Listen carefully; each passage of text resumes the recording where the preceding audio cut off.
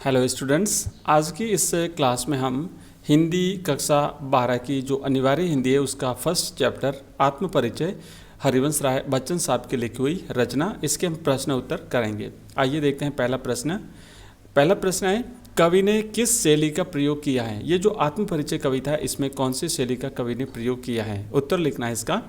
आत्मपरिचय शीर्षक कविता में कवि ने व्यक्तिक अर्थात मैं शैली का प्रयोग किया है। कवि ने यहाँ पर हर जगह मैं का प्रयोग किया है। मैं जग जीवन का भार लिए फिरता हूँ, फिर भी जीवन में प्यार लिए फिरता हूँ। तो यहाँ पर मैं शैली का प्रयोग कई जगह हमें मैं शब्द का प्रयोग जो है वो दिखाई देता है। उसने इस शैली का प्रयोग भावों के अनुकूल और सार्थक ढंग से किया है। इस शैली का प्रयोग करके कवि ने अपने बारे में पाठकों को सब कुछ बताने की कोशिश की है। तो याद रखिएगा, इसमें व्यक्तिक शैली या फिर मैं शैली का प्रयोग हुआ है। दूसरा प्रश्न है, कविता में एक और जग जीवन का भार लिए घूमना और की बात की गई है और दूसरी ओर मैं कभी न जग का ध्यान किया करता हूँ। ये दो विरोधाभासी चीज़ें हमें दिखाई देती हैं। विपरीत से लगते इन कथनों का क्या आशय है। तो इसका उत्तर इस प्रकार है कि इन दोनों पंक्तियों में विरोध का आभास है, लेकिन ये दोनों पंक्तियाँ एक दूसरे के बिना पूरी भी नहीं होती। इन पंक्तियों के माध्यम से कवि कहता है कि उसने कभी जग का ध्यान नहीं किया है ना। पहले ये दूसरी जो पंक्ति है उसमें कहता है कि मैं कभी न जग का ध्यान किया करता हूँ, अर्थात कवि को लोगों की बातों से कोई मतलब नहीं है। दुनिया में कौन क्या बात कर रहा है क्या नहीं कर रहा उससे जो है कवि को कोई लेना देना नहीं है। कवि केवल अपने मन का गान किया करता है, केवल अपने मन की बात किया करता है। आगे कहता है, कविता की दूसरी पंक्ति में कवि कहते हैं कि हमें बिना अर्थ वाली बातों को छोड़कर समाज की खराब परिस्थितियों पर ध्यान देना चाहिए। हमें दुनियादारी की बातों से कोई लेना देना नहीं है। तीसरा प्रश्न है, दिन जल्दी जल्दी ढलता है कविता में कौन सा रस है। दूसरी इनकी जो रचना है दिन जल्दी जल्दी ढलता है, इसमें रस कौन सा है। तो इस कविता में मुख्यतः कवि ने दो रसों का प्रयोग किया है। पहला रस है वात्सल्य रस और दूसरा है श्रृंगार रस। इन रसों का प्रयोग करके कवि ने कविता के सौंदर्य में वृद्धि की है। पक्षियों के वात्सल्य और कवि के प्रेम का चित्रण इन्हीं रसों के माध्यम से हुआ है। कहने का आशय यह है कि कवि की रस योजना भावानुकूल बन पड़ी है। आगे बढ़ते हैं। नेक्स्ट चौथा प्रश्न है, जहाँ पर दाना रहते हैं वहीं नादान भी होते हैं, कवि ने ऐसा क्यों कहा होगा। तो आइए देखते हैं। इसका उत्तर है कि कवि के इस कथन का मतलब यह है कि मूर्ख मनुष्य माया रूपी संसार में फंस जाता है। मानव को इस बात का ज्ञान होता है कि यह संसार कुछ भी नहीं है अपितु एक माया है, फिर भी वह उसमें उलझने से खुद को रोक नहीं पाता। मोक्ष के रास्ते पर चलने वाले कुछ मनुष्य भी इस संसार में मौजूद हैं। तो इस तरीके से कवि कहता है कि दोनों प्रकार के लोग इसमें यहाँ पर रहते हैं। कवि के कहने का तात्पर्य यह है कि इस संसार में यदि मूर्ख लोग हैं तो कुछ लोग विवेकशील भी हैं और दोनों साथ साथ जीते हैं।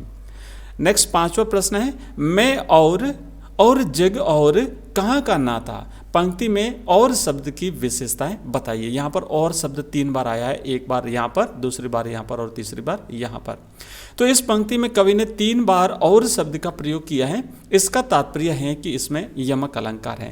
पहली बार और का प्रयोग जो है कवि ने स्वामी और आम आदमी को अलग करते हुए किया है ना। कहता है मैं और, यानी मैं अलग हूँ। फिर कहते हैं और जग और जग जो है संसार जो है वो अलग है, यानी मैं अलग हूँ संसार अलग है।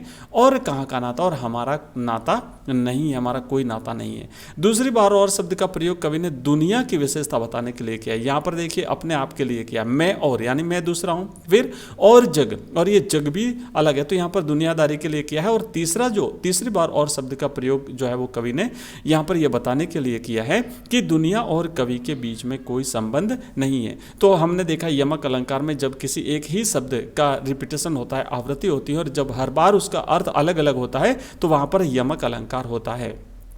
छठा प्रश्न है, शीतल वाणी में आग लिए फिरता हूँ से होने का क्या अभिप्राय है। शीतल वाणी में आग से क्या तात्पर्य है।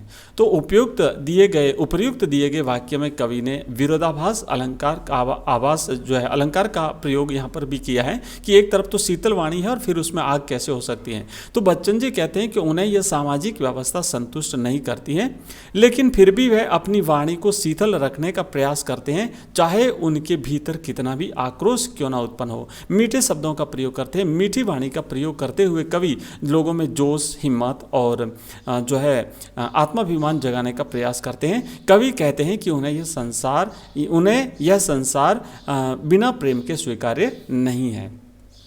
7वां प्रश्न है, बच्चे किस बात की आशा में नीड़ों से झांक रहे होंगे? तो कहते हैं ना कि बच्चे प्रत्याशा में झांक रहे होंगे, तो कौन सी आशा थी बच्चों को, कौन सी प्रत्याशा थी?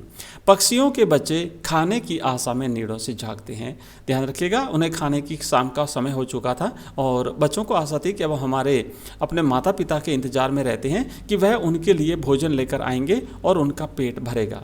वह इसलिए भी नीड़ों से झांकते हैं क्योंकि उन्हें अपने माता पिता के प्रेम की याद आती है। शाम का समय हो गया था। नेक्स्ट 8वां प्रश्न है, दिन जल्दी जल्दी ढलता है कि आवृत्ति से कविता की किस विशेषता का पता चलता है? जल्दी जल्दी शब्द में आवृत्ति हुई है, तो दिन जल्दी जल्दी ढलता है कि आवृत्ति से कविता में समय की महत्ता का पता चलता है। इस कविता में यह बताया गया है कि वह व्यक्ति जिसको लक्ष्य पाने की चाह होती है उसे अपने समय का ज्ञान नहीं होता है, वह लक्ष्य तक पहुंचने के लिए हमेशा उत्सुक रहता है। इस पंक्ति में समय की निरंतरता को दर्शाया गया है। कवि यह कहता है कि समय किसी के लिए भी रुकता नहीं है, वह लगातार चलता रहता है, वह निरंतर चलता रहता है, इसीलिए सभी के लिए समय के साथ चलना आवश्यक है। नेक्स्ट 9वां प्रश्न है, संसार में कष्टों को सहते हुए भी खुशी और मस्ती का माहौल कैसे पैदा किया जा सकता है? तो मनुष्य का जीवन कई प्रकार के कष्टों से भरा हुआ है, उसे कई प्रकार के कष्टों का सामना करना पड़ता है। मनुष्य की नियति ही कष्ट भुगतना है, क्योंकि मनुष्य एक सामाजिक प्राणी है, इसीलिए वह हर रिश्ते को निभाता है। मनुष्य को दुख से परेशान नहीं होना चाहिए। सुख और दुख समय के चक्र के साथ आते रहते हैं। जहाँ पर दुख के बिना सुख की सच्ची भावना पाई जा सकती है, इसलिए संतुलित और सकारात्मक रवैया अपनाकर जीवन को हंसमुख बनाना चाहिए। लगातार सक्रियता भी कष्टों को भूलने में मदद करती है।